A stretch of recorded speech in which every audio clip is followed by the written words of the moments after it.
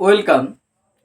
পশ্চিমবঙ্গে নতুন নিয়োগের ক্ষেত্রে 33% মহিলা সংরক্ষণ, এটা নিয়ে গতকালকের ভিডিওতে অনেকে কমেন্ট করেছেন বা অনেকজনা মেসেজ করেছেন বা বিভিন্ন জায়গায় যেটা আলোচনাও হচ্ছে যে তাহলে জেনারেল মেল বিশেষ করে তাদের তো চাকরির আশা প্রায় শেষ। এমনিতে যা রিজার্ভেশন রয়েছে তার সাথে যদি আরও 33% অর্থাৎ যে কটা আনরিজার্ভ পোস্ট রয়েছে তার যদি 33% আবার রিজার্ভেশনে চলে যায় তাহলে কি দাঁড়াবে? আসলে কি সেটা হবে, না এই রিজার্ভেশনটা অন্য কোনো পদ্ধতিতে হবে? কি হতে পারে? অনেকে বলছেন ভ্যাকান্সি বাড়িয়ে, কিন্তু ভ্যাকান্সি বাড়িয়েও যদি রিজার্ভেশনে যাওয়া হয় তাহলে তো আলটিমেটলি সাধারণ প্রার্থীদের খুব একটা বিশেষ সুবিধা হলো না। সবচেয়ে সমস্যায় যদি কেউ পড়ে থাকে এক্ষেত্রে অবশ্যই অস্বীকার করবার কোনো জায়গা নেই, জেনারেল বা আনরিজার্ভ যে যারা আছেন তাদের মধ্যে যারা মেল ক্যাটাগরি রয়েছেন। এই বিষয়টা নিয়েই আপনাদের বহু জিজ্ঞাসা আছে। সামান্য কিছুটা বিষয় আমি আলোচনার চেষ্টা করব যে কিভাবে হতে পারে। তার আগে একটা কথা বলে, অনেকেই বলছেন স্যার আপনি আবার এসএলএসটি ক্লাস শুরু করুন। আমি একটু শারীরিকভাবে একটু আনফিট থাকার কারণে ক্লাসগুলো স্টার্ট করতে পারছি না, কয়েকদিনের মধ্যে আমি শুরু করব। আমি যেহেতু একজন শিক্ষক, পড়ানোটাই আমার সবচেয়ে ভালো লাগে।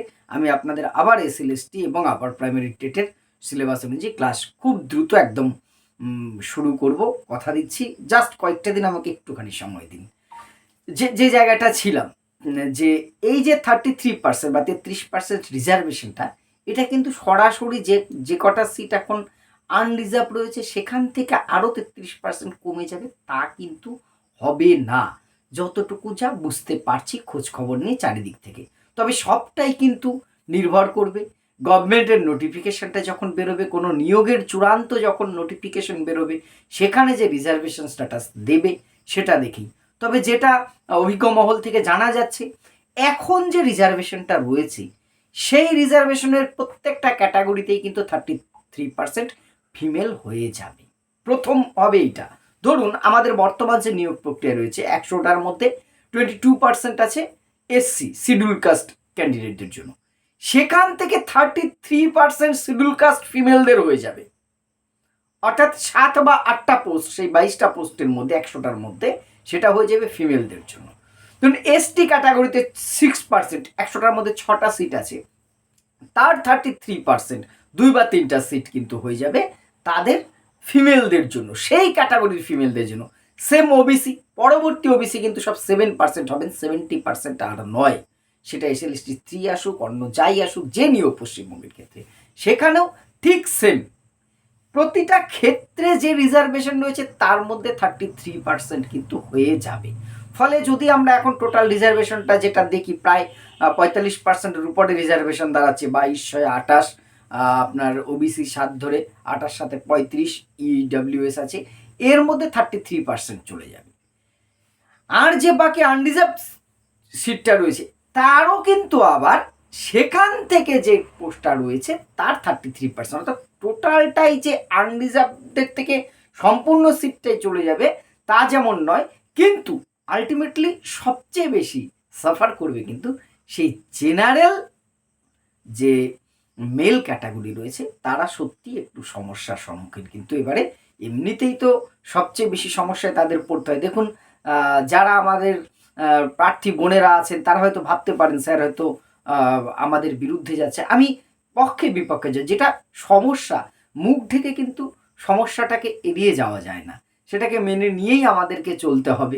নিশ্চয়ই মহিলাদের ক্ষমতায়নের ক্ষেত্রে, তাদের সুযোগ বৃদ্ধির ক্ষেত্রে প্রয়োজন আছে বলে এটা চালু হয়েছে। এটা নিয়ে সমালোচনা থাকবে, তর্ক বিতর্ক থাকবে, যেমনটা রিজার্ভেশন অন্যান্য রিজার্ভেশন নিয়েও আছে।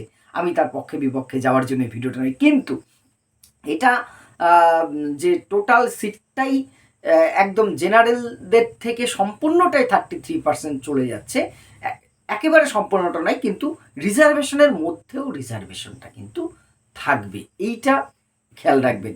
সেটা হয়ে যাওয়ার পর যে পার্সেন্টেজটা বাকি থাকছে সেইটা থাকবে জেনারেল থেকে কিন্তু বাদ যাবে। মোটামুটিভাবে আপনার 15%-এর 33-র মধ্যে 15% চলে যাবে কিন্তু ওই রিজার্ভেশন থেকে। রিজার্ভেশন সেখান থেকে মহিলা কোটা যাওয়ার পর বাকি যেটুকু থাকবে সেটা কিন্তু জেনারেল থেকে যাবে। সম্পূর্ণটা ডাইরেক্ট, যেমন এসসিদের এত পার্সেন্ট, এসটিদের এত পার্সেন্ট, ইডব্লিউএস এত পার্সেন্ট, তার সাথে আরও একটা 33% জুড়ে যাবে, সেটা কিন্তু সম্পূর্ণ হচ্ছে না। মানে বহু মন্দের মধ্যে সামান্য একটু ভালো, তবুও বিষয়টা জেনারেল মেলদের জন্য সত্যি আরও টাফ হলো চাকরি পাওয়াটা। এমনিতেই তো সবচেয়ে কম পোস্ট থাকে, আপনারা জানেন। যারা বিভিন্ন ক্যাটাগরিতে যান তারা ভালো স্কোর করলে আনরিজার্ভ আসতে পারেন, কারণ জেনারেলদের জন্য কোনো রিজার্ভ সিট বলে কিছু হয় না, আনরিজার্ভ সেটা সবার জন্য ওপেন টু অল। কেউ যদি কোনো কাস্টকে বিলং করে কিন্তু সেখানে ভালো স্কোর করলে তিনি জেনারেল আনরিজার্ভে চলে আসতেই পারেন। এখন সেখানে কিন্তু আর হলো। এবার এখানে একটা প্রশ্ন, যে স্কুলগুলো তো ফিমেলদের রিজার্ভেশন আছে, গার্লস স্কুলগুলোতে হ্যাঁ ছিল, কিন্তু সেটা কখনোই সমস্ত রোস্টারের 33% ছিল না। এবার কিন্তু সেইটা হতে চলেছে। ফলে এখন উপায় কি?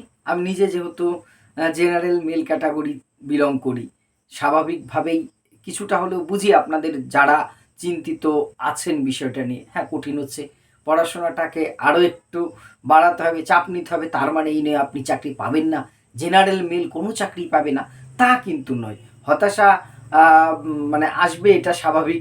অনেক চাপ আরও বাড়াতে হবে, আরেকটু পড়াশোনা বাড়াতে হবে, নিশ্চয়ই হবে।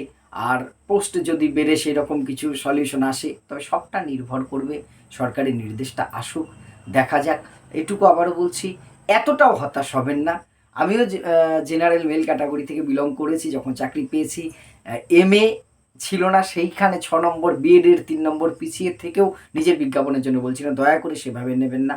অর্থাৎ আপনারা এবার 60 পেয়ে অনেকে ডাক পাননি, আবার কিন্তু তার মধ্যে অনেক ফ্রেশাররা পেয়েছেন, জেনারেল থেকেও পেয়েছেন, আমাদের এডুকেশন সাবজেক্টে আমার বহু পরিচিতজন পেয়েছেন। তবে একেবারে যে হবে না সেইটা ভেবে এখন থেকে ভেঙে পড়বেন না, প্রস্তুতিটা চলুক।